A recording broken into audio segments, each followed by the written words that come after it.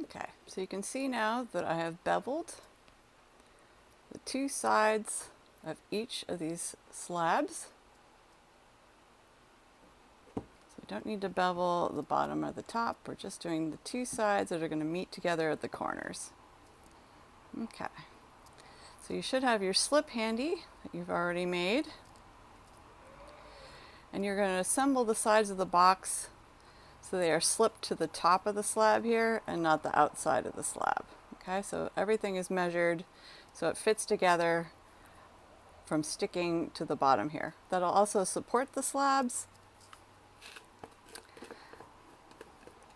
so the bottom becomes the part that sort of bears the load of the other parts of the structure. So we're going to take our slip,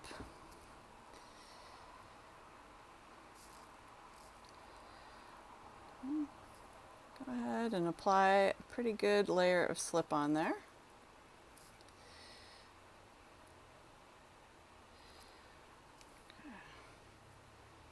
Remember, if it seems too watery, that can cause your clay to get a little mushy.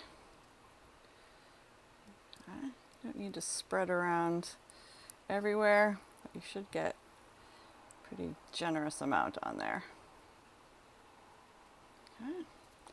So go ahead and slip the pieces that you're going to be working with. I'll do the 4 outside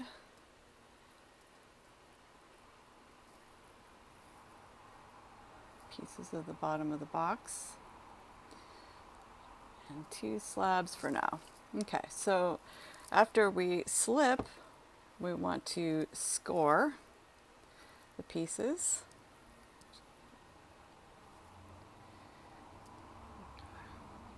So slipping and scoring is very important because even when clay is wet and it seems like it sticks together,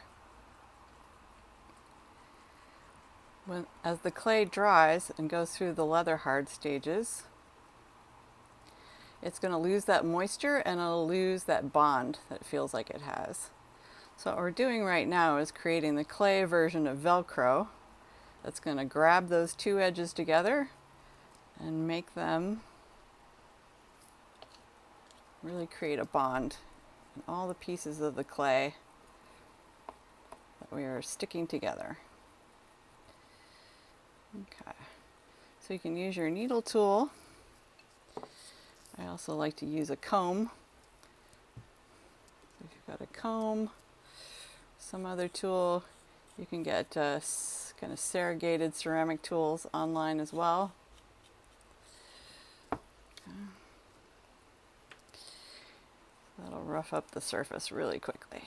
Okay, you don't need to go too deep, but you want to be deep enough that you see the lines that go through the slip.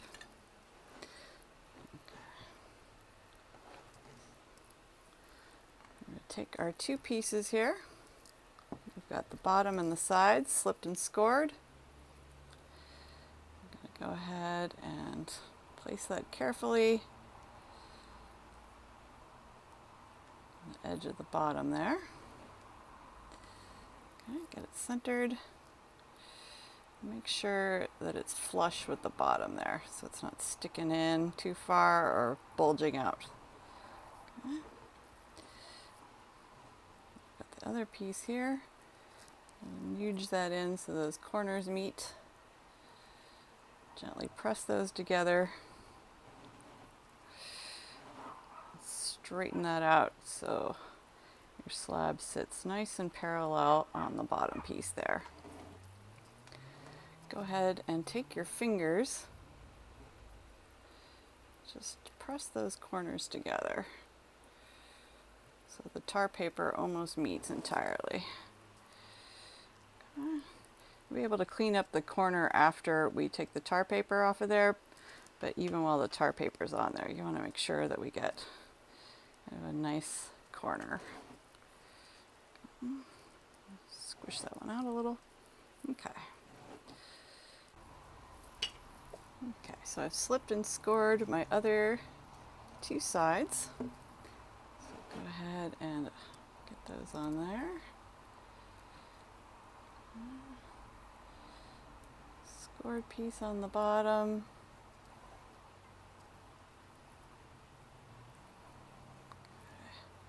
Attaching all scored sides together.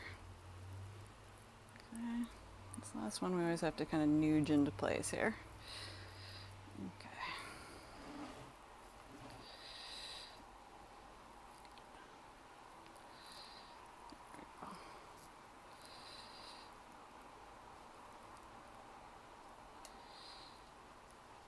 So remember to tighten those corners. Come in there with your thumbs. Let's get those nice angle. Okay, it doesn't need to look like a machine made it, but we want to try to get our pieces nice and adhered together. Okay, so even though we slipped and scored them, we want to make sure that they're sealed together in a nice bond.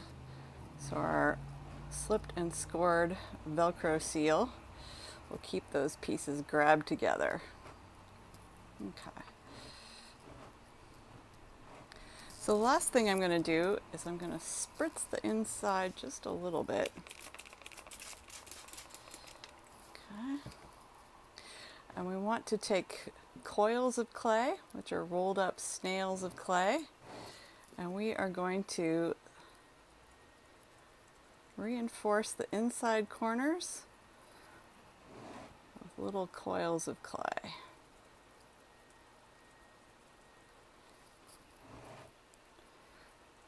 I'm going to do that to all 4 sides.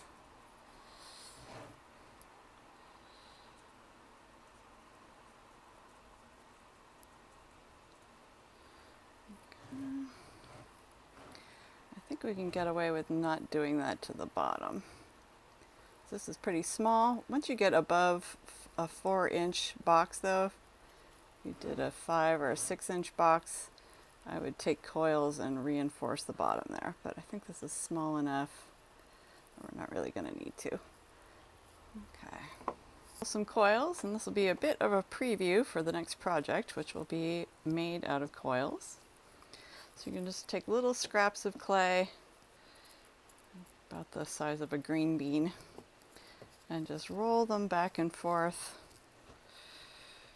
the entire length of your hand and make them so they're about 1/4 of an inch thickness or less. Make sure they're not super thick, so we don't want to run into that problem with things being too thick. Okay. So we'll be able to cut off what we don't need.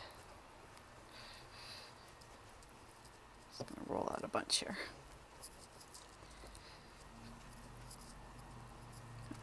So I'm rolling the coil all the way forward and all the way back. That's because if you just rock it back and forth like this, it'll form a square. And it'll be really hard to roll. So if you roll all the way forward and all the way back with the entire length of your hand, it will keep the coil nice and round, and it'll keep rolling back and forth like it's its own little mini rolling pin. Okay, that looks like enough. So I'm going to go ahead and slip and score.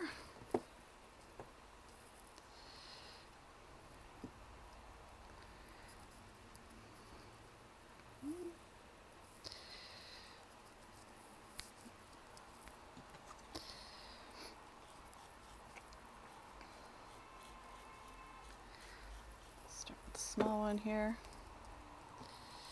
Now we're going to be pressing this into the corner of our piece. If I were just to take this clay and smash it with my thumb or my fingers kind of randomly in there, it could break the nice angle of my corner there. So I'm going to take my opposite hand, and I'm going to use it as a brace for the outside as I press this coil in there. Okay, so start at the bottom. Lay that coil in the corner there and just gently press up the sides and stretch that coil out a little bit so it reaches almost to the top there. And that's going to be kind of like the bead of sealer you put in tiles or tubs. Keeps that nice and reinforced as it dries and fires. That'll keep the pieces from separating. Okay. Get in there with a little better light. There we go. Okay, so now you can see. Okay, while it's still moist, I'm going to go ahead and just keeping my opposite hand on the outside.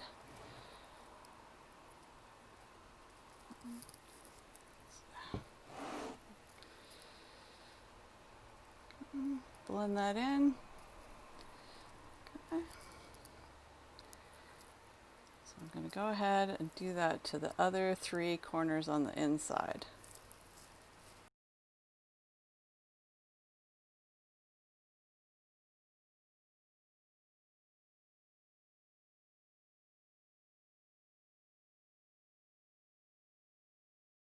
Okay, so now that we've got the box assembled, we are going to go ahead and let that sit for a little bit. As we said, that depends on the weather, the conditions of the atmosphere in your workspace. Since this is summer, but kind of humid, it could take a little longer for this to set up to leather hard. So go ahead and leave it out just for a little bit, but not very long. So you want to keep monitoring it. Okay, we don't want this to get to the greenware stage, which, as we discussed in the first video, is that chalky white color. We want to make sure it's still this dough gray, dough as in deer, dough gray. So right now we can still flex it back and forth a little bit, so we know that it's nice and fresh and out of the bag. When we come back to it, we want it to be less flexible, so when we move it, it will just barely have any give, okay? But we don't want it so it's completely frozen up, okay? Because we're still going to do a little cleaning on here and even some decoration. But we want to make sure that it's sturdy enough and the exoskeleton of the tar paper has done its work to support the pieces and keep them nice and upright as it starts to dry. So we'll be back to take the tar paper off after this has become leather hard.